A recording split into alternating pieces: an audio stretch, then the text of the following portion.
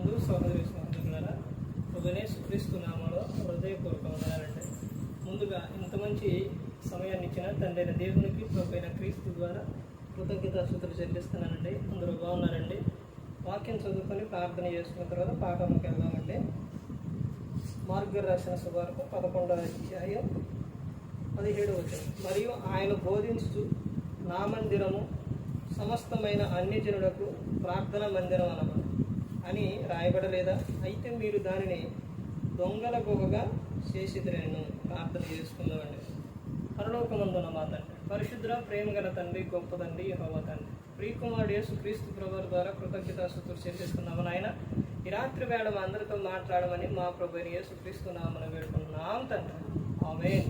ప్రభువైన యేసుక్రీస్తు నామములో హృదయపూర్వక వందనాలండి. దేవుని కుమారుడు యేసుక్రీస్తు ప్రభువు ఈ లోకానికి వచ్చిన తర్వాత పరలోక రాజ్యం సమీపిస్తుంది కనుక మారు మనసు పొందమని ప్రకటింప మొదలుపెట్టారు. అంశం మందిరం విషయంలో సిద్ధపాటు.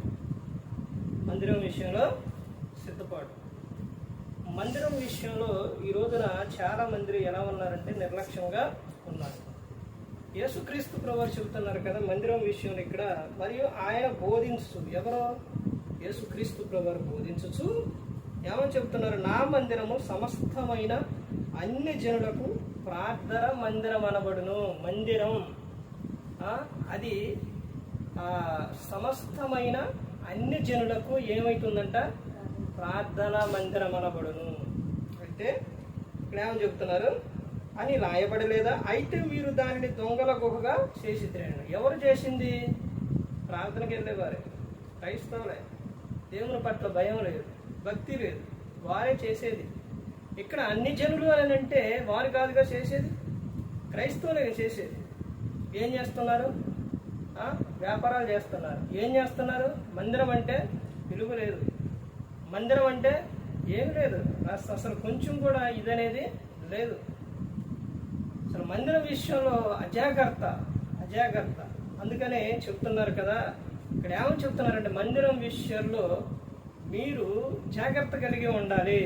ఇదిగో అందరూ కూడుకునే మందిరం ఉంది, తర్వాత దేవుడు నివసించే ఆలయం మందిరం ఉంది. ఆ విషయంలో జాగ్రత్తగా ఉండాలి, ఈ విషయంలో కూడా జాగ్రత్తగా ఉండాలని చెబుతున్నారు. అయితే మందిరం విషయంలో సిద్ధపాటు కలిగి ఉండాలి. ఒకటి, నువ్వు మన ఈ లోకంలో ఉన్న మందిరం విషయంలో నువ్వు ఎలా ఉండాలి? సిద్ధపడి ఉండాలి. మందిరానికి వెళ్ళడానికి సిద్ధపడి ఉండాలి. మందిరానికి వెళ్ళిన తర్వాత నీ ప్రవర్తన జాగ్రత్త కలిగి ఉండాలి. మందిరం విషయంలో నీ ప్రవర్తన జాగ్రత్తగా ఉండాలి. ప్రతి ఒక్కరూ గమనించుకోవాలి. మందిరం విషయంలో ఈ రోజున చాలా మంది నిర్లక్ష్యం అనేది చేస్తున్నారు. కానీ మందిరానికి వెళ్ళే విషయాల్లో నిర్లక్ష్యం చేస్తున్నారు. మందిరానికి వెళ్ళిన తర్వాత కూడా నిర్లక్ష్యం చేస్తున్నారు. మందిరాన్ని శుభ్రంగా క్లీన్గా ఉంచుకోకుండా ఆ విషయాల్లో నిర్లక్ష్యం చేస్తున్నారు. తర్వాత దేవుడు నివసించే మందిరం విషయంలో కూడా నిర్లక్ష్యం అనేది ఈ రోజున ప్రతి ఒక్కరు కూడా చేస్తున్నారు. అయితే మీరు దానిని దొంగల గుహగా చేసి తిరగండి. దొంగల గుహగా చేసేస్తున్నారు. దొంగలు నివసించే ఆ గుహ, దొంగలు నివసించే నివాసం ఎలా ఉండిద్ది?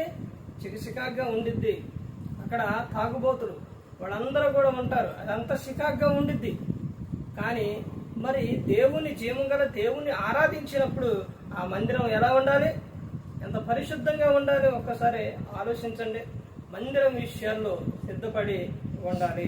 ఇదిగో యేసుక్రీస్తు ప్రభువు ఎప్పుడు వస్తారో తెలియదు కాబట్టి ప్రతి ఒక్కరు కూడా ఎలా ఉండాలి అని అంటే నువ్వు సిద్ధపడి ఉండాలి. ఆయన ఎప్పుడు వస్తారో తెలియదు కాబట్టి ప్రతి ఒక్కరు కూడా సిద్ధపడి ఉండాలి. ప్రభు ఎప్పుడు వచ్చినా, మనం ఎప్పుడు ప్రభు మనల్ని పిలిచినా మనం ఎలా ఉండాలి?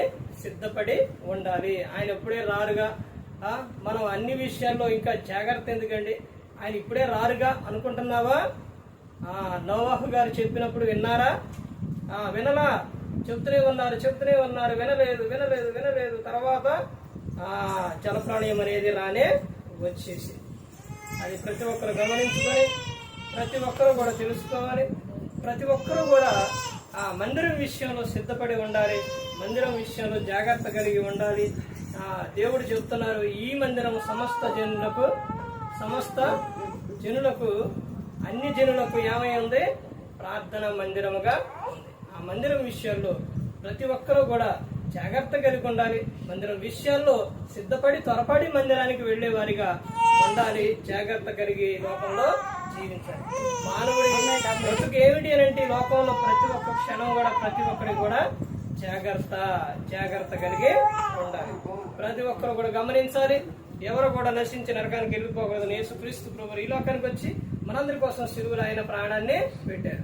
ప్రతి ఒక్కరు కూడా దేవుని యందు భయభక్తులు కలిగి పరిశుద్ధాత్మ మాట ఏంటి హృదయ శుద్ధిని కాపాడుకుంటూ క్రీస్తుని పోలి నడుచుకున్నప్పుడు ఈ లోకం విడిచిన పరలోకానికి చేరుకుంటారు. మరి ఈ విధంగా నిలబెట్టి మాట్లాడించిన తండ్రి నా దేవునికి కృతజ్ఞతాస్తుతులు చెల్లిస్తూ ఇంతవరకు శ్రద్ధగా ఉన్న మీకు ప్రభు పేట నా హృదయపూర్వకంగా చెల్లిస్తూ ఈ మాటలు ముగిస్తున్న అందరికీ